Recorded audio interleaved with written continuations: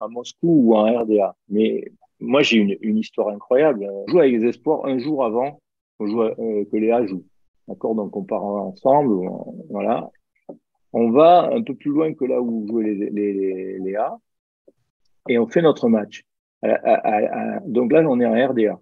RDA, c'était, à l'époque, je crois, mon souvenir le plus terrible. Le jour où on a décollé de la RDA pour repartir à la maison, j'ai fait un ouf de soulagement, tellement ça me faisait bizarre et peur. Et donc, on fait notre match avec les espoirs. Et le soir, à l'hôtel, il y a des jeunes qui viennent et qui nous branchent en nous disant, voilà, on est des Allemands, donc messieurs, ils parlaient français extraordinairement bien. Donc, on est monté dans les chambres, on a commencé à discuter, c'était vachement intéressant. Et donc, ils nous ont dit, bah oui, on appelle ça, il y a du chômage, on vit pas bien. Enfin, voilà, ils nous ont expliqué un petit peu tout ce qui se passait, et ce, dans un français incroyable. Ils connaissaient le verlan, alors que nous, on n'y était pas encore, vraiment. Voilà,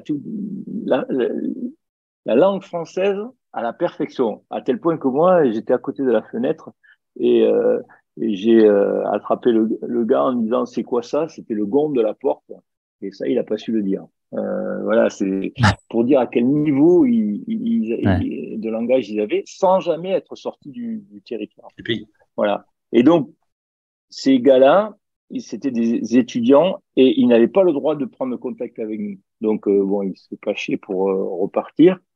Et donc ensuite, on est allé, le lendemain, on est allé voir le match, donc c'était en RDA, on est allé voir le match des A. Et donc je m'assois, il y a un copain à côté, et à côté de moi, il y a une nana une magnifique blonde, là, voilà, qui est assise. Alors là, effectivement, eux, les gens, les spectateurs, ils n'avaient pas le droit de crier, donc ils faisaient que siffler. Eux. Et, euh, et elle est là. Et bizarrement, je sais pas, on commence à discuter et elle parle français. Mais moi, je suis focus sur le match. Bon, là, elle parle français. Je me dis rien quoi. Je dis oh, voilà et on parle. Alors, et vous avez fait quoi et tout. Et là, moi, je sais pas, en confiance, je lui raconte ce qu'on a fait la veille. Et, ouais, on a rencontré des gens, ah ouais, tout ça. Et là, bizarrement, elle me dit, ah mais t'as rencontré, alors je me souviens plus, Arthur ou je sais pas qui. Je dis, oui, oui, j'ai rencontré, il était avec nous. Hein.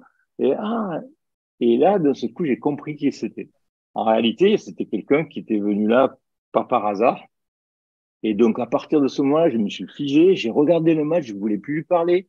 C'était, et je pense à ça parce que je pense toujours aux gens qu'on a rencontrés là-bas. Et je sais pas ce qui leur est arrivé. Alors, il nous avait dit que il risquait le fait de nous parler, ça risquait de déclencher des fins d'études. C'est-à-dire qu'en fait, comment dire, on les empêchait d'aller au-delà dans leurs études. Mais ils sont venus quand même. Et cette nana-là, bon, voilà, je pense qu'elle faisait partie d'un service. Je pense toujours à ça parce que je sais pas si ça fait quelque chose de négatif de leur côté, mais voilà, c'était une anecdote, mais elle est vraie, ouais. Ouais.